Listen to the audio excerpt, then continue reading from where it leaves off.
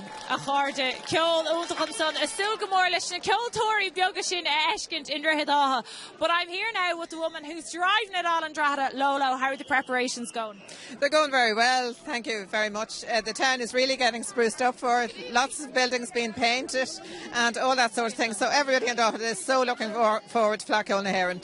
Great, absolutely. And come here, tell us, you have a friend down with you for the weekend?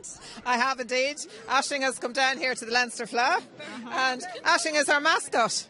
Very good, so she'll be in at all the gigs? Oh, she will indeed, and she'll be parading around the streets and walking around the streets for photo shoots and all that sort of thing during Fleadh Cheoil na hÉireann as well. Brilliant. And now, you mentioned a few special concerts you have planned.